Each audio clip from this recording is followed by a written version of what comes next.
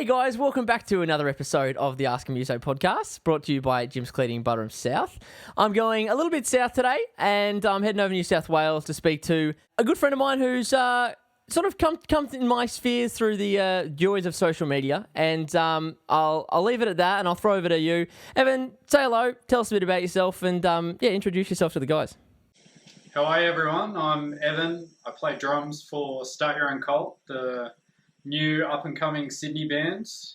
So how long has drums been for you? Has it always been that instrument, or was music did you dabble and then eventually find something that worked, or has it always been drums? Oh, it's definitely only been drums. Probably from a super young age, always admired drumming, anybody that plays drums. And then basically one day I just cracked it and went out and bought a drum kit. Oh, yeah? So no sort of lessons or anything in mind, you just sort of went out on a limb and saw what happened? Yeah, I started trying to dabble playing drums at a friend's house who had like this really old kit, and I just tried to teach myself the basics, and then I was just like, well, I know enough now, I might as well just go buy a kit, and just probably did self-teaching drums for a year or so, and then thought I'd better go get some lessons as I wanted to join a band and all that type of stuff. So how long ago was all that then? Was that quite a few years ago now, or? Well, as much as the pretty face, it was a solid 15 years ago now, I think. Although a bit of a late bloomer, it wasn't until about 19 or 20 where I started to actually take it seriously, and then a bunch of older friends were like, "Oh, finally a drummer, we can start a band," and all that type of stuff. No, that's what you want. That's awesome. So, tell me about Start Your Own Cult. Start from the start. What sort of, how'd that all start out, and tell us about the sound. Yeah, give us the intro. So I had previously finished up with an old band that I was in. And I was just kind of taking some time for myself and just more doing drum covers at home. And then it was literally just a bit of a light bulb moment. I was just like, you know what? I need to get back into the band scene. I need to start a band.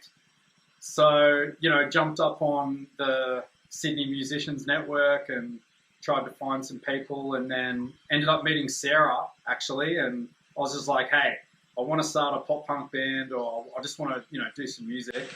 And one of my mates, he plays guitar, so we started it as a three-piece, just kind of writing music and doing that type of stuff. And Sarah had already kind of had her own tunes, so we were just learning her songs. Fast forward a little bit, we turned into Dirty Spells back in 2018, I think it was. And went through, a couple of band lineups and guitarists and stuff like that. And then we recorded a bunch of singles under Dirty Spells. And in 2018 and 2019, played 40, 50 shows just relentlessly through Sydney. Just every venue with all the local Sydney bands we could play. Just we wanted to play every weekend, basically. Some weekends were about 3 shows a week, your Thursday, Friday, Saturday. It was amazing.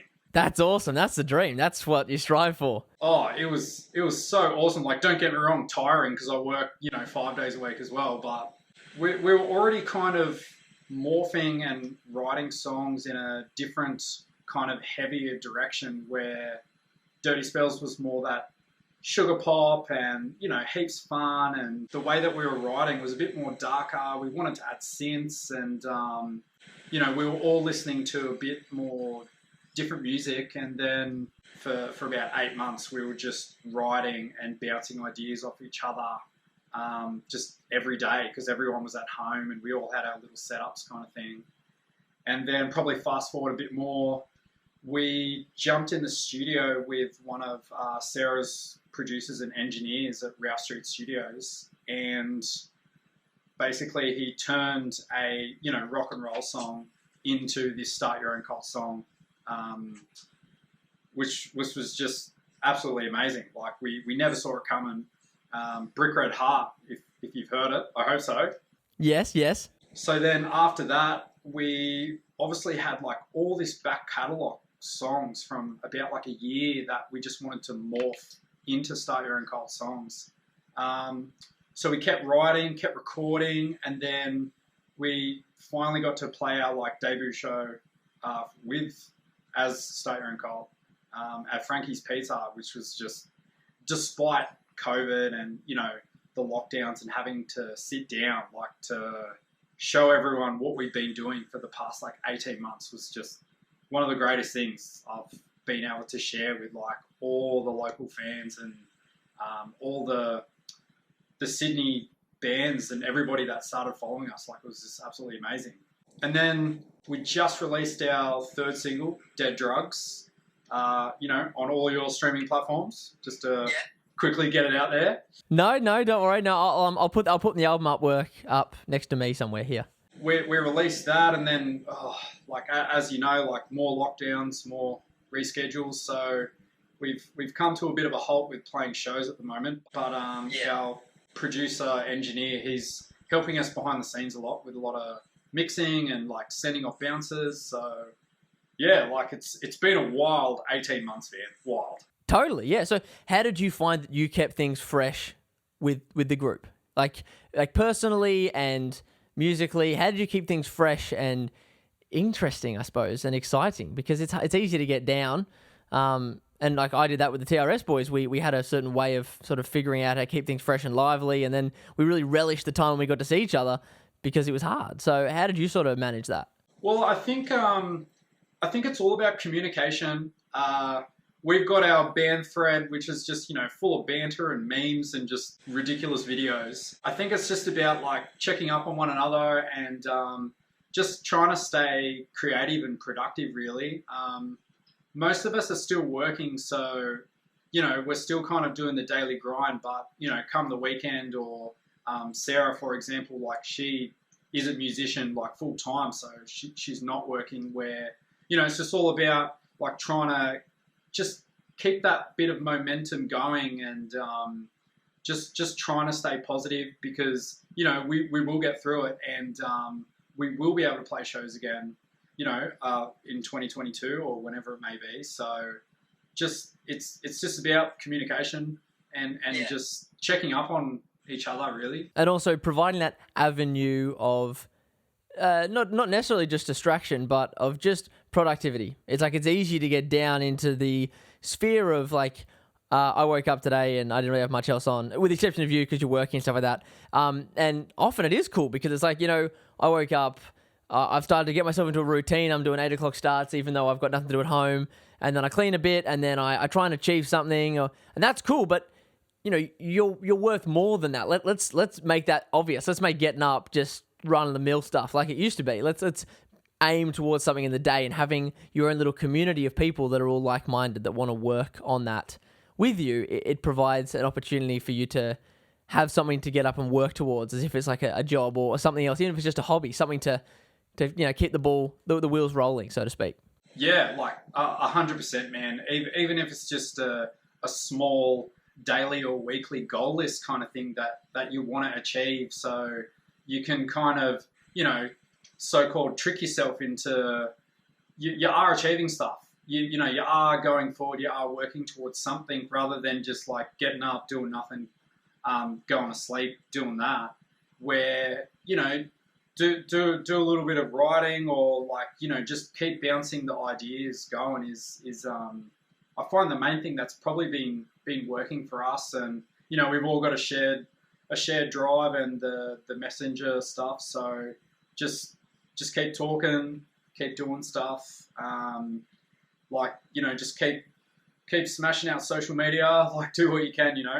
Yeah, well, I'd like to take it to the social media thing. So, when I look at the sort of people that we mutually follow and things like that, and the circles that we have on the social front, the biggest thing I notice, which I suppose can often be taken aside and looked at as like bots, and I'm paying someone to say that's cool and promoted on Who Gives a Fuck records and all those things that you see come up in your comments and all that.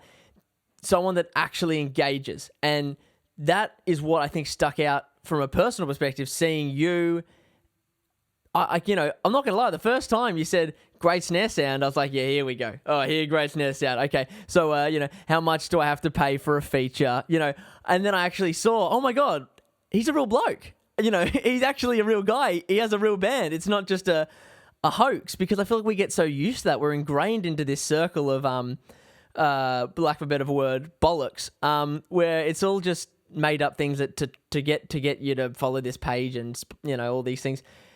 How important for you has the idea of social media engagement and getting together with other people and sort of lifting people, irrespective of the time of what we're doing in the world at the moment? How important has that always been for you? Because I feel like you don't just wake up in the morning and go, I think I'm going to start commenting on people's stuff because it might make them feel good. I feel like if it's in your way, that's sort of what you are as a person. So how important is that for you? Well, I was a pretty late bloomer to Instagram and like full hard social media, I'd probably say. Like, obviously I always had, your personal Facebook account and all that type of stuff to keep in touch with the family and friends.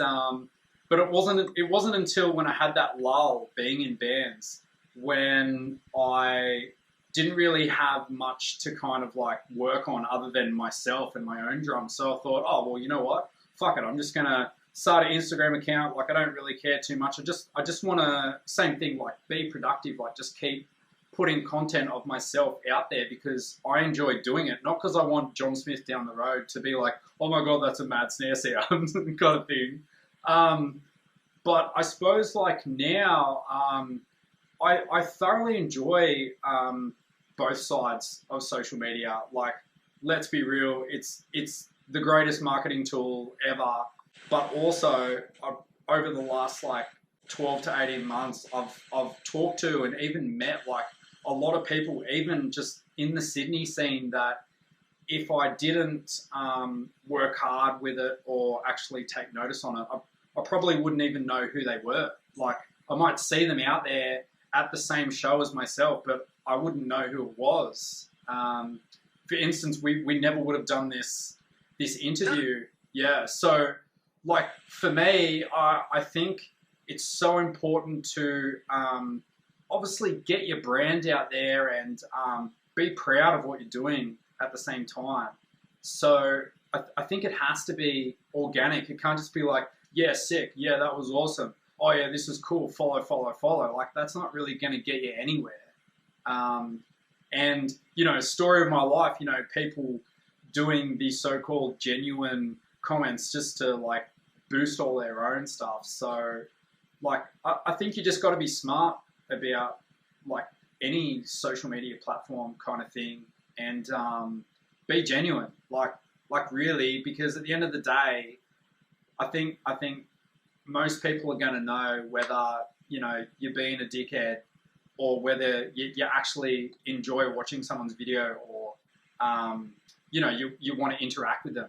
Yeah, that engagement and interaction level from a comment, they're not the same thing. And it's a big difference. And I think it's just a really nice, positive thing to see and to be a part of and to experience when someone genuinely does. Like when I first started the pod way back when, the first time around, and sort of seeing, the first episode, it got 11 views and all that. But my analytics said that the average watch time was pretty much 13 of the 15 minutes. I was like, so there's 11 people that have watched all of it.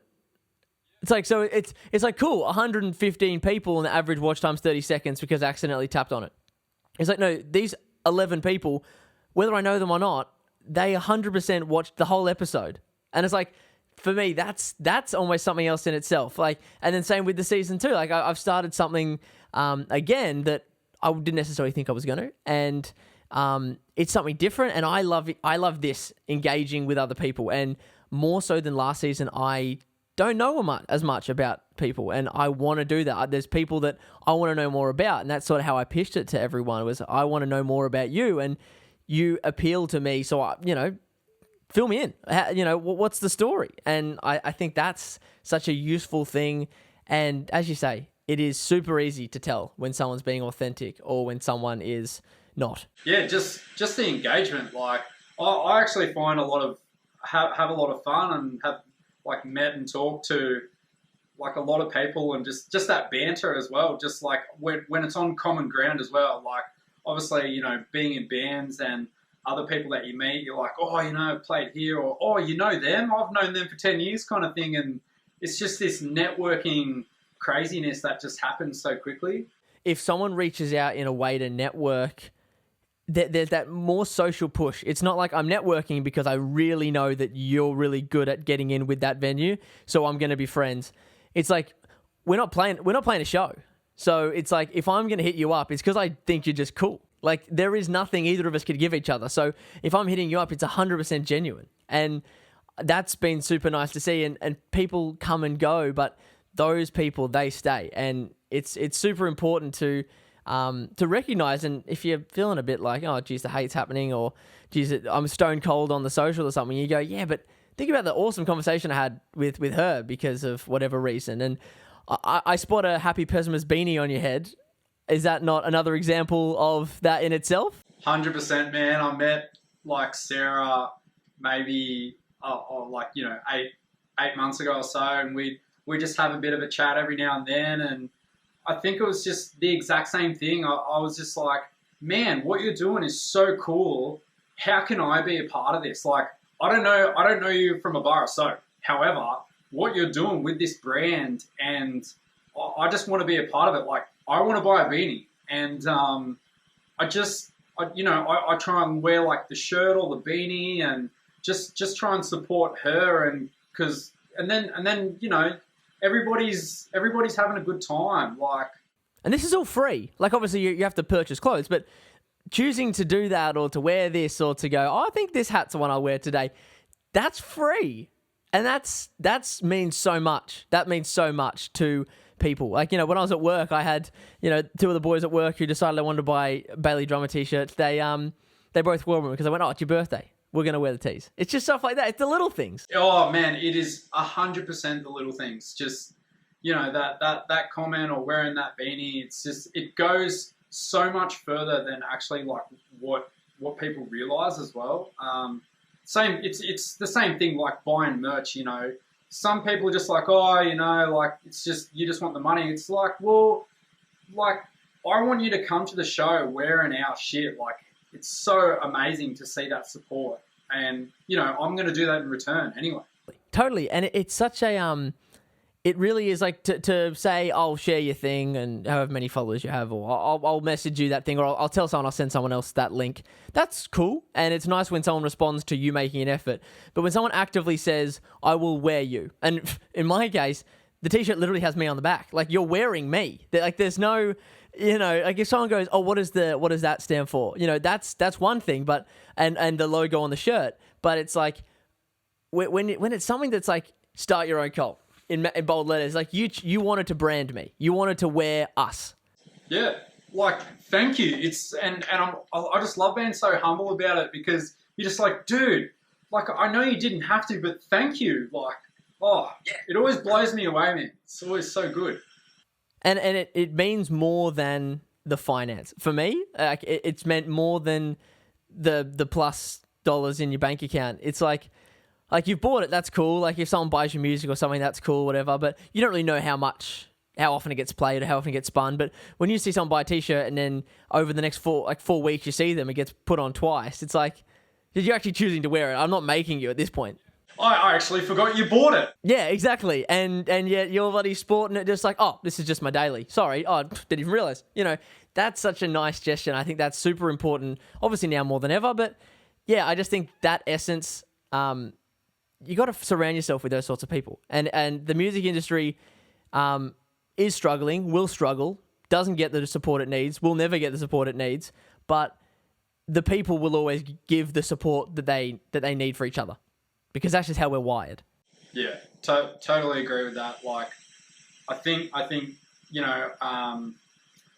all the Sydney bands, like all the fans, even if they're not in a band, they just appreciate and love live music so much. We're all sticking together like so hard. We're just trying to endure and just get through it. Now, to take you back a little, what would you have to say would be your most memorable show? Would it be that show you were talking about when you got everyone out there, everyone was seated and it was a bit of a whatever? But like, would that be when you got to really show off what Start Your Own Cult was? Would that be your most memorable show? Or There's a few of them, but that's probably really burnt like into my memory, that Frankie show. And there's so much more to that show as well that actually happened before we even played, which even though it was just this giant stressful shit fight for about 3 hours just to get all our backing tracks working and getting everything going, like, you know, everybody's anxiety and stress levels were just like plummeting through the roof. And, you know, it's a packed house, your phone's going off, people are trying to get in, they're like, can I be on the door? And everybody's just like waiting for you. And we're literally leaving the venue twice to go pick up cables to get our inner ear monitors working. Like, it goes down as one of the most stressful moments, but when we finally like clicked play and for that next like 45 minutes and the crowd just like obviously knowing our first single that we dropped as well and singing all the words, and, you know, we did a bit of a medley as well. So played all these old like pop punk 2000 songs. So everybody's singing them. It was just absolutely wild. Like definitely the highlight of this year so far, for sure. yeah, no, that's I could totally imagine that, without a doubt. What I suppose this is how long's a piece of string, but where does Start Your Own Cult want to go? Where do you want to go? What's sort of an end goal if and when? If and when, well, like we've got a lot of plans in the pipeline at the moment. We've got a bit of a timeline with like singles and where we want to play, who we want to play with, where we want to go. I know that's like a super vague answer. Well, look, that's honestly more than I think I could have expected you to give anyway. So I rate it. I'll take it on board. But as far as where we want to go, like as far as it will go, that's basically my answer. And the team that we have working with us, shout outs to Greg Stace at Ralph Street Studios.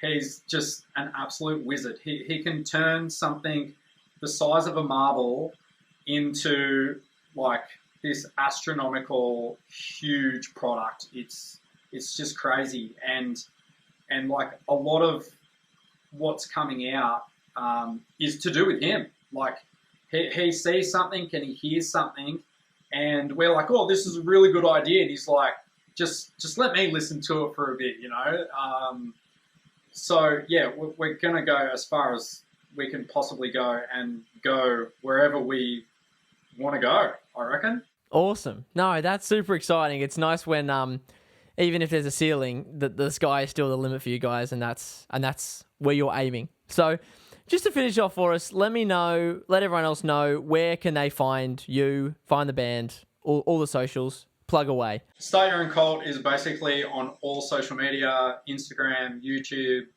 Facebook. It's all there. Go give us a follow, go give us a like whatever you want to do. Like, we always appreciate it. Come DM us, like ask us a question, like whatever you need. Like, we can always try and point you in the right direction with something, or even if you just want to talk some shit, like everyone's down for some banter, that's for sure. Yeah, that's awesome. Well, I've got someone very humble on the end of the line who has proven himself once again. I really appreciate you having a chat with me, Dave, and it's been good to pick your brain and nice to be able to relate to someone on a level about engagement and humility and all those sorts of things that I suppose we take for granted, because as you said, that sort of puts us to where you and I are right now from that exact reason. So don't stop doing that. Don't stop being you, and make sure that all the new band stuff, it comes flying my way, it comes flying everyone's way, and everyone will give it a spin and a follow when they can. But I'm excited to see what comes out in the near future, as I'm sure you and the others are as well. And sky's the limit for you guys, and look out Sydney when it all happens. Awesome. Thanks so much for having me. Like, really appreciate it. From all of us at Start Your Own Cult, like Sarah, Alex, Josh, we love you all. thank you so much for like supporting us through this hard time. Like, it's been really tough, but without you guys and, you know, the support and driving us as well, like, we couldn't be doing this without you. And we really hope to see you out there, like, supporting us, like, with a live show soon. So we'll get through this, I promise. Peace out. That's the big man, Evan, and we've just finished off another episode of the Ask a Muso pod. All the usual places to find little snippets and reels you'll find on the gram and things. But once again, YouTube's the place you're going to find this and all the other episodes every week. 9 a.m, hit the subscribe and all the business, and more awesome people like Evan and the like from all around the country and all around the world coming up each week. And I'm super excited about it all. So until next week, I'll see you later.